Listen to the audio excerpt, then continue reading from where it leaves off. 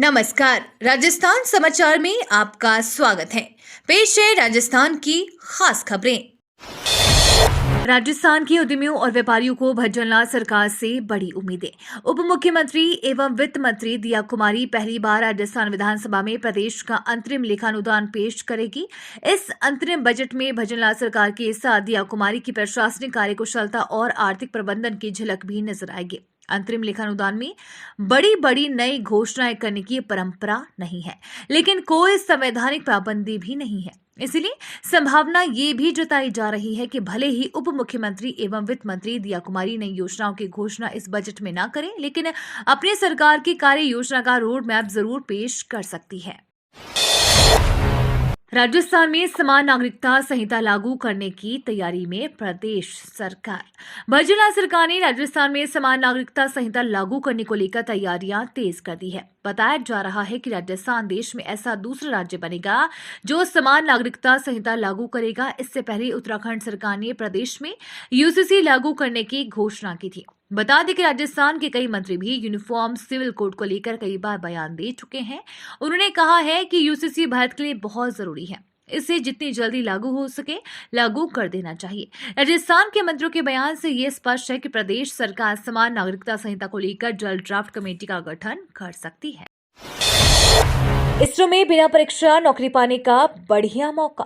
इसरो में सरकारी नौकरी की तलाश कर रहे युवाओं के लिए एक अच्छा मौका है। इन पदों के लिए इसरो प्रोपोर्शनल कॉम्प्लेक्स तमिलनाडु ने अप्रेंटिस पदों के लिए ऑनलाइन आवेदन मांगे हैं। इसके तहत mechanical, electronics, civil, chemical, computer science और अन्य सहित कई विषयों में कुल 100 अप्रेंटिस के पद भरे जाने वाले हैं। अगर आप भी इन पदों के लिए आवेदन करना चाहते हैं तो वो इसकी इसरो की आधिकारिक वेबसाइट यानी कि isro.government.in के जरिए ऑनलाइन अप्लाई कर सकते हैं। लाल डायरी और महिला अत्याचार पर चुप क्यों है बीजेपी के नेता, बोले गोविंद सिंह डोटासरा।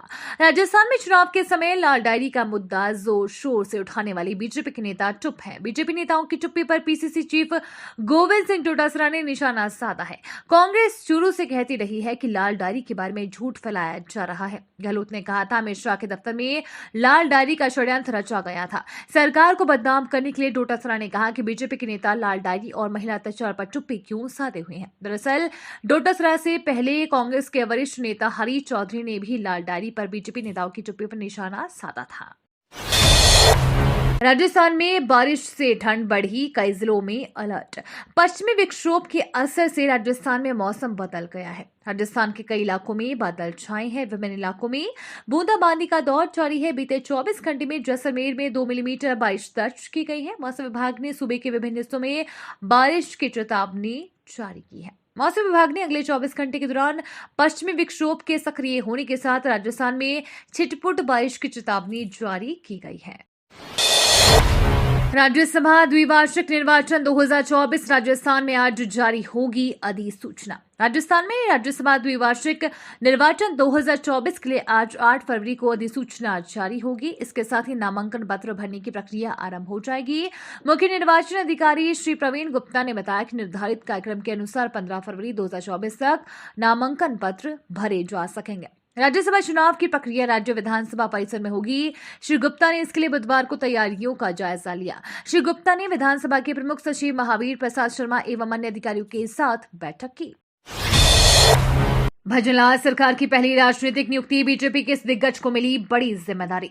राजस्थान के भजनलाल शर्मा सरकार ने पहली राजनीतिक नियुक्ति को हरी झंडी दे दी है। प्रदेश भाजपा के वरिष्ठतम नेताओं में से एक ओंकार सिंह लखावत को राजस्थान धरोहर संरक्षण प्राधिकरण का अध्यक्ष मनोनीत किया गया है। इस सिलसिले में सरकार के कला, साहित्य, संस्कृति और पुरातत्व विभाग के शासन उप सचिव नवीन यादव की ओर से आदेश भी जारी किए गए हैं। गौरतलब है कि लखावत पहले भी राजस्थान धरोहर संरक्षण प्राधिकरण के अध्यक्ष रह चुके हैं। तत्कालीन वसुंधरा राज्य सरकार के दौरान इस महत्वपूर्ण पद का जिम्मा संभाल चुके लखावत अब भजनलाल शर्मा सरकार भी इसी पद को संभालने जा रहे हैं। एसीबी के नए मुखिया ने दिए टारगेट, भ्रष्टाचार पर होगी ताबड़तोड़ कार्रवाई।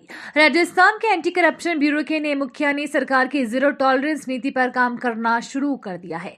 अपनी नियुक्ति के करीब एक सप्ताह के बाद नवनियुक्त डीजी एसीबी राजीव शर्मा ने बुधवार को एसीबी मुख्यालय में सभी अधिकारियों की मीटिंग ली। मीटिंग में स्पष्ट निर्देश दिए हैं कि अब जांच में तेजी लाई जाएगी। फाइलों में जांच के दौरान अचानक यू टर्न की नीति अब नहीं चलेगी। जो साक्ष्य फाइल पर है उन्हीं के आधार पर अंतिम निर्णय लिया जाएगा। एनडीआरएफ टीम ने बच्चों को दी आपदा से बचाव की जानकारी। एनडीआरएफ राष्ट्रीय आपदा मोचन बल की ओर से इन दिनों जिले के विद्यालयों में बच्चों को आपदा से बचाव की जानकारी दी जा रही है। आमजन, सरकारी एवं गैर सरकारी कर्मचारी एवं विद्यार्थियों व स्वयंसेवी संस्थाओं को किसी भी आपदा की स्थिति में आपदा के दुष्प्रभाव को कम करने व उनसे बचाव के तरीकों की जानकारी दी जा रही है। श्रीलंका में जम्बूरी राजस्थान के 52 स्काउट गाइड लेंगे भाग। पाली जिले से 27 सदस्यीय दल जम्बूरी में भाग लेने के लिए श्रीलंका जाएंगे।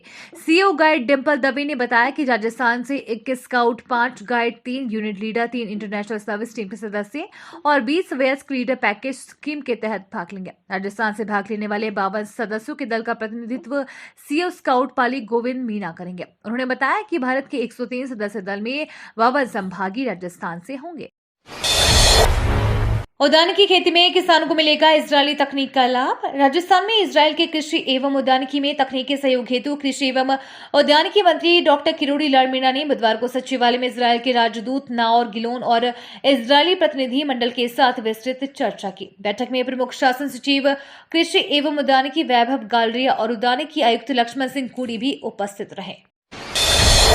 स्कूल व्याख्याता भर्ती की विवादित उत्तर कुंजी को लेकर मांगा जवाब। राजस्थान हाईकोर्ट ने स्कूल व्याख्याता भर्ती 2022 के अंतिम उत्तर कुंजी के विवादित प्रश्न उत्तर के मामले में माध्यमिक शिक्षा सचिव, माध्यमिक शिक्षा निदेशक और आरपीएसए सचिव से जवाब तलब किया है। जस्टिस गणेश राम मीणा की एकल पीठ यह आदेश हिना सैनी व अन्य की याचिका पर दिया। याचिका में अधिवक्ता राम प्रताप सैनी ने अदालत को बताया कि आरपीएससी ने 28 अप्रैल 2022 को हिंदी, भूगोल, राजनीति, विज्ञान सहित अन्य विषयों के स्कूल व्याख्याता पद के लिए भर्ती निकाली थी। इसमें याचिकाकर्ताओं ने हिंदी व भूगोल विषय के व्याख्याता पद के लिए आवेदन किया था।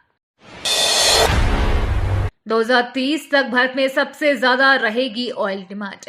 इंटरनेशनल एनर्जी एजेंसी की रिपोर्ट के अनुसार तेज आर्थिक विकास के चलते 2030 तक पूरी दुनिया में सबसे ज्यादा क्रूड ऑयल की डिमांड भारत में देखने को मिलेगी। रिपोर्ट में बताया गया है कि शहरीकरण, औद्योगिकरण व समृद्ध हो रहे मध्यम वर्ग के चलते भारत में ज्यादा ऑयल डिमांड रहने वाली है। भारत की तेल कंपनियां घरेलू डिमांड में बढ़ोतरी को ध्यान में रखते हुए रिफाइनिंग क्षमता में बड़ा निवेश करने वाली।